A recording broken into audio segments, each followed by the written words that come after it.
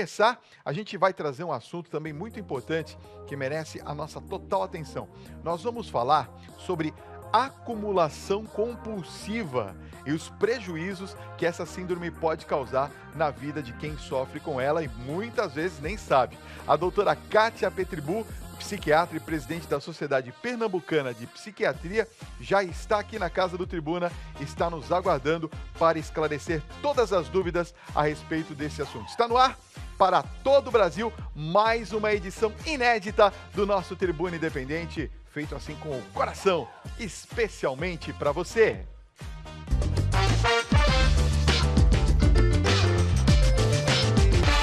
Muito bem-vindo ao nosso programa, viu, doutora Kátia? Olha, você sabe que esse tema muito me chama a atenção, acumuladores compulsivos. Tem muita gente que guarda coisas assim que nunca vai usar e aí fala, panela, eu vou guardar. Isso aqui eu preciso jogar fora, não, vou guardar. E começa a guardar e não para mais. Pois é, o transtorno de acumulação, né, o colecionismo, como a gente chama em medicina, é um transtorno que compromete muito os pacientes, porque eles começam a guardar coisas desnecessárias e não conseguem separar o essencial do acessório. Então a casa começa a ficar uma quantidade enorme de coisas, né, inclusive impedindo que haja espaço de circulação. Né? Então, assim, por exemplo, tem pacientes que, de tanto comprar coisas, de colocar coisas, não entram nos próprios quartos, não conseguem tomar banho no próprio banheiro. Pois é. Agora, quando que a gente identifica, doutora Kátia, que realmente está havendo uma síndrome compulsiva nesse sentido? Pois é. Olha, em geral começa de uma forma insidiosa. Na infância, adolescência, no adulto jovem, são aquelas pessoas que começam a guardar coisas que não conseguem se desfazer, que a casa começa a ficar tumultuada, né? Que já não consegue dormir na cama, que tudo que outras pessoas vão descartar, né? Então pegam para si mesmos e o importante é que geralmente a acumulação é muitas vezes de objetos sem importância. Tipo tampa de caneta, tipo uma panela que quebre, a pessoa não consegue, que não tem mais conserto, mas com aquela sensação de que um dia vão precisar, aquilo um dia vai ser útil. E aí começa a ter comprometimento, né, nesse espaço. A família não consegue mais sobreviver, começa a ver mofo, começa a ver barata, começa a ver realmente um comprometimento de toda a vida familiar. Agora, quais são as possíveis causas, doutora, desse tipo de transtorno? Como que começa a pessoa a ter essa compulsão por acumular coisas? Então, veja, na verdade, o colecionismo ou transtorno de acumulação, antigamente era um subtipo de transtorno obsessivo compulsivo. Né? Então, para que a pessoa tivesse, quando as pessoas tinham acumulação, elas eram portadoras de TOC. Hoje não, já se sabe, não é? Já se conhece, já é uma entidade nosológica própria, tá certo? Que algumas pessoas têm só acumulação. E interessante que não é só acumulação de objetos, mas pode ser acumulação de animais ou da necessidade de amizades, por exemplo. Existem aquelas pessoas que têm transtorno obsessivo compulsivo, têm manias, tem manias de limpeza, de arrumação, tem dúvidas obsessivas e tem, dentro desse espectro patológico, também colecionismo. E outras pessoas, o colecionismo pode fazer parte, por exemplo, de uma outra síndrome, de uma esquizofrenia, por exemplo, ou mesmo ser uma fase inicial de um processo demencial. Então, a gente vê muito idosos e, em geral, perdem, né?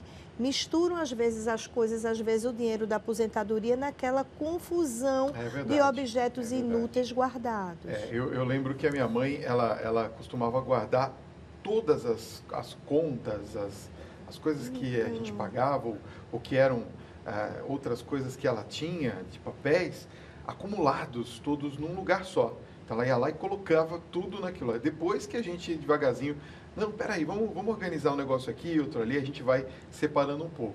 Primeiro a gente começa normalmente guardando até separadamente, mas depois vai se juntando tudo de uma vez só. Eu quero falar ainda sobre mais uma parte do acumulador, que é nos primeiros sinais que a gente acaba identificando que nós estamos com um problema e se a gente consegue segurar para que isso não evolua para um quadro um tanto mais grave. Muito bem, estamos de volta conversando aqui com a doutora Kátia Petribu, que é psiquiatra, presidente da Sociedade Pernambucana de Psiquiatria, sobre os acumuladores compulsivos. Doutora, eu queria falar sobre os primeiros sinais, não é? Quando a gente identifica os primeiros sinais, fala, olha, tem alguma coisa errada, estamos tendo algo que se assemelha a esse transtorno acumulativo.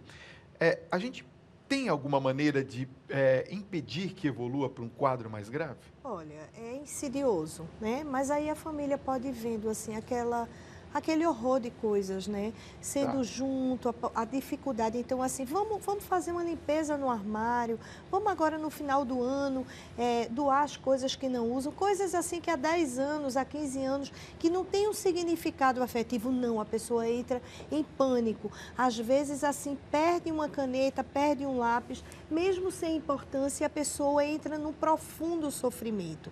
E essa questão mesmo dessa acumulação, desses espaços pessoais, os espaços de casa começam a ser impossíveis de sobreviver.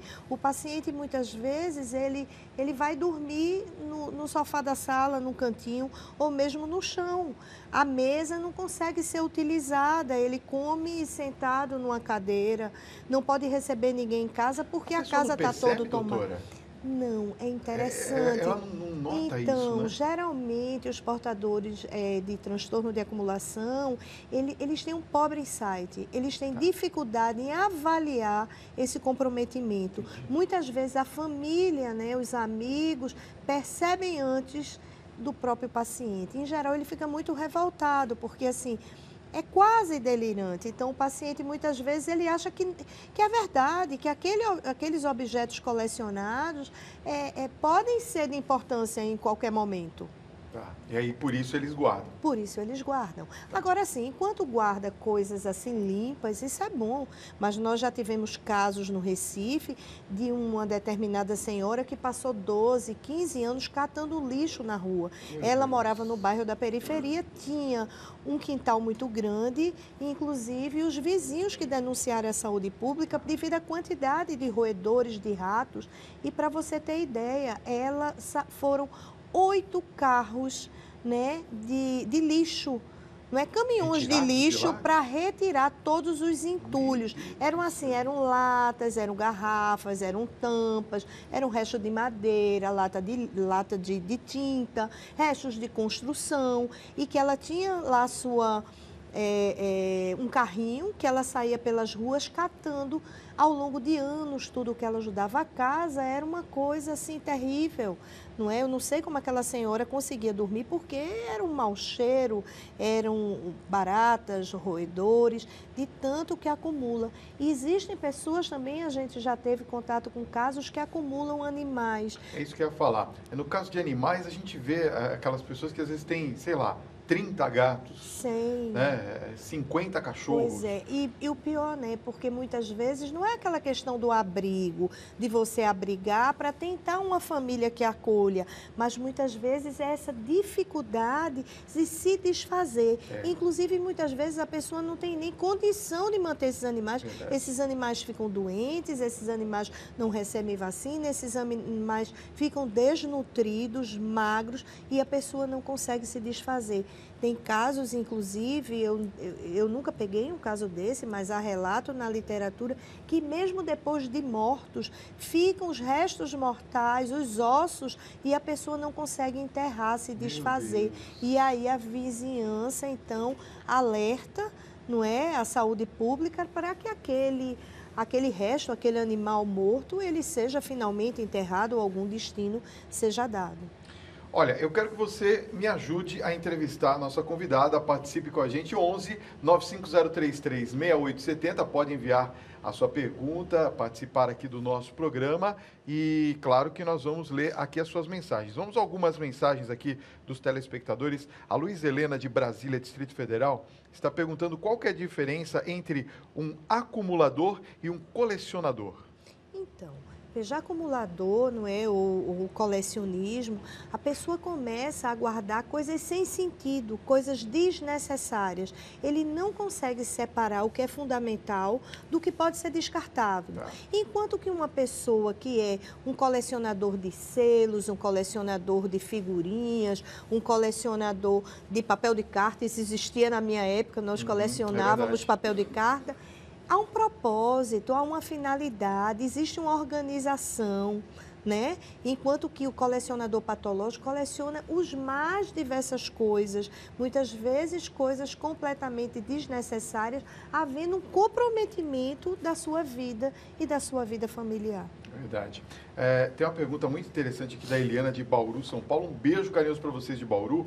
Ela pergunta se crianças podem ter esse tipo de transtorno. Sim, muitas vezes os primeiros sintomazinhos começam na infância. Sabe aquela coisa, ganhou boneca nova, vamos dar as bonequinhas, vamos dar os carrinhos, esse carrinho está quebrado, vamos dar para uma creche, vamos dar para um amiguinho mais pobre. E a criança entra em pânico, ela não consegue se desfazer de dar para outra pessoa, mesmo ela não brincando mais. É comum algumas crianças se apegarem excessivamente a alguns brinquedos, mas assim, é importante se ver o comprometimento, a dimensão, a duração dessa dificuldade. Então, muitas vezes, começa por aí. Agora, claro que tudo tem que ser visto, o contexto, a situação que está sendo vivenciada. Tem que conversar muito com a criança. Claro, né? E a gente entender exatamente se ela está passando por períodos de perdas, por períodos de separação. Muitas vezes isso reflete, eu vou guardar um pouco o que eu tenho porque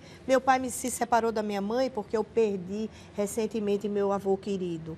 Então, a gente tem que avaliar os aspectos envolvidos. Doutora Kátia, eu vou fazer uma pergunta, até porque a gente conhece alguns casos. Assim, a filha do Bolinha foi um dos casos que assim, a gente acompanhou na televisão e nós vimos que ela é uma grande acumuladora, quer dizer, você não conseguia entrar na sala dela.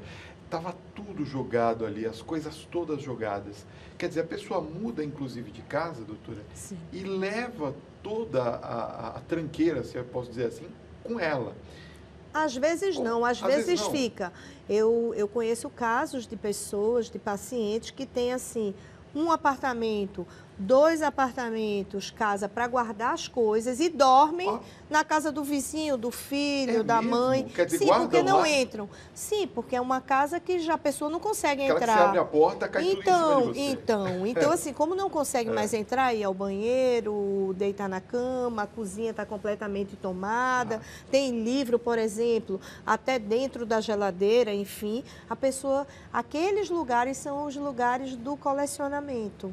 Né? Então, existe isso também. E a pessoa, então, começa a ficar até itinerante na casa de amigos ou familiares. Psicologicamente falando, né? Tem um gatilho que faz com que a pessoa se torne um acumulador? Não obrigatoriamente. Muitas vezes, sim. Como eu falei, por exemplo, de uma situação de uma criança que pode ter passado por uma perda e precisa acumular. Um exemplo, eu vou aprimorar um pouquinho minha pergunta. Sim. Uma pessoa que foi privada de ter televisão, por exemplo, quando era criança. Eu conheço uma pessoa assim. Quando cresceu, falou assim, agora eu vou comprar... Então tem televisão em tudo quanto é lugar. Sim, mas né? ela tem televisão que funciona. Sim, As velhas, ela descarta. Pois é, mas aí é que Sim. eu pergunto, por exemplo, num caso como esse, pode haver de um desejo ou de algo, por exemplo, eu vou colecionar, sei lá, latinhas de cerveja, por exemplo, de refrigerante. E aí eu começo acumulando lá 3 latinhas de refrigerante. Mas, de repente, quando eu vou ver, tem uma sala inteira de latinhas. E latinhas que, às vezes, não tem, como a senhora mesmo falou, utilidade nenhuma, não é nem comemorativa, nem nada. São latinhas, simplesmente. Isso já é um alerta. Já é um alerta. Já é um alerta. É diferente de você acumular diversas latas de cerveja de diversas fábricas diferentes e países. Então, isso isso é normal, isso não é patológico, é um colecionador. Como é um colecionador de selo, como é um selecionador de tantas coisas, né? Mas, assim, geralmente, quem gosta, por exemplo, de televisão, sempre está muito ligado em comprar o último modelo. Pois é. Né? O modelo maior, o melhor modelo, e consegue, não, eu vou vender. Hoje as pessoas vendem, né? Vendem, enfim. Ou eu vou doar para alguém. O colecionador não, mesmo as TVs quebradas, que não tem mais conserto, fica tudo entulhado num determinado local. Vamos falar daqui a pouquinho se tem ou não tratamento? Daqui a pouco. Muito bem, estamos de volta aqui com a doutora Kátia, conversando sobre os acumuladores compulsivos. Eu acho que tem muita gente, porque o pessoal está participando aqui, tem muita gente que faz esse tipo de acumulação em casa. Aí, inclusive produtos, às vezes, que quebram, por exemplo, sei lá, micro-ondas, aí vai lá e compra outro, aí guarda aquele lá, um dia eu vou consertar. E aí começa o segundo, o terceiro, o quarto, o quinto. Quando você vai ver, tem um monte, tem liquidificador quebrado, micro-ondas quebrado. Isso também é uma maneira de ser acumuladores, não é? Eu conheço pacientes, por exemplo, que têm, por exemplo, computadores, sabe? Computador, assim, antigos, de 15, 20 anos, chegam às vezes até comprar no ferro velho ou pedir para que as pessoas que tiverem computador que não tem mais nenhum tipo de utilidade, porque eventualmente pode vir a precisar utilizar uma daquelas pecinhas. Sempre existe uma certa explicação, mas assim, se você disser, não, vamos descartar, estão fazendo uma campanha para doar, que uma instituição de caridade vai receber X se a gente conseguir arrecadar e se desfazer desses computadores usados. A pessoa entra em desespero, em profundo sofrimento. Olha só, a Angélica de Campinas, São Paulo, está escrevendo para a gente o seguinte, ela fala, boa noite, Fábio, parabéns pelo tema, parabéns à doutora pelas explicações. Ela pergunta de que forma a família pode ajudar essas pessoas. A família, o apoio da família é importante, doutora? Fundamental sempre, né? E geralmente é a família que primeiro percebe, né? Então, assim, tentar que essa pessoa busque um tratamento, busque um atendimento, muitas vezes, né, levar até esse atendimento. Né? Muitas vezes eu já vi situações da família não aguentar aquela confusão de coisas acumuladas e haver separação, né? A pessoa ficar sozinha, porque muitas vezes são muitos anos até que haja uma demanda, uma busca por um tratamento adequado. Aliás, o tratamento existe, né? Um tratamento para controle desse tipo de síndrome. Claro, né? Claro. Agora, se passa pelo diagnóstico, né? Porque eu falei para vocês que pode ser um transtorno isolado, a pessoa ter só transtorno de acumulação ou colecionismo, mas pode ser um sintoma.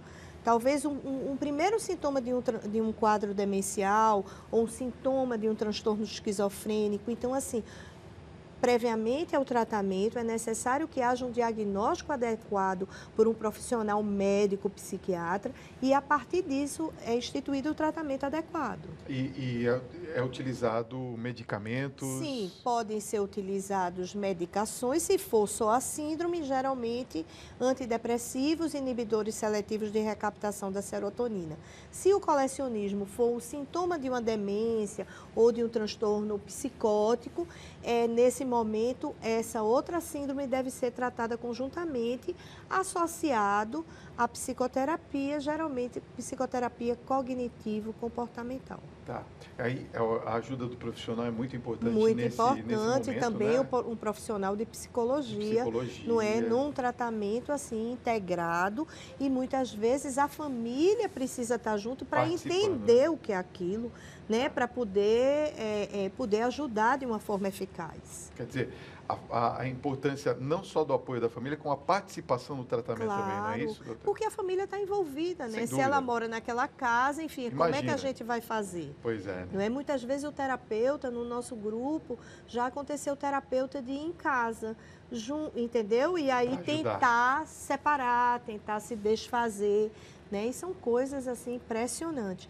Um dos sinais, tudo que se guarda dentro de sacola.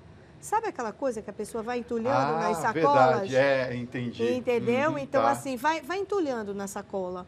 Isso tem muito a ver com quando a coisa já começa a ser patológica. Então, hoje os pacientes, os que têm compra compulsiva, eles compram. Eu tenho pacientes que compram por um clique na internet, nem deitados. Eles compram tudo. Entram em sites 3 vezes por dia. Quanto mais você compra, mais vantagens você recebe. E aí recebe as coisas e nem tiram da caixa. Por anos. Fica guardado lá. É colecionismo, a pessoa não precisava. Por anos, não sabe mais nem o que tem. Doutora Kátia Pitbull, psiquiatra, presidente da Sociedade Pernambucana de Psiquiatria, muito obrigado pela sua presença nessa noite, foi encantador. Muito obrigada também pela oportunidade e a gente poder divulgar um transtorno tão sério que acomete tantos indivíduos, né? A gente sabe o grande papel da imprensa para que as pessoas possam diagnosticar a si mesmas e finalmente buscar uma ajuda adequada. Olha, se você quiser, tem informações neste site www.abp.org.br e o Facebook é facebook.com/abpbrasil. Obrigado mais uma vez, doutora Kátia, foi um prazer recebê-la, viu? Muito obrigada.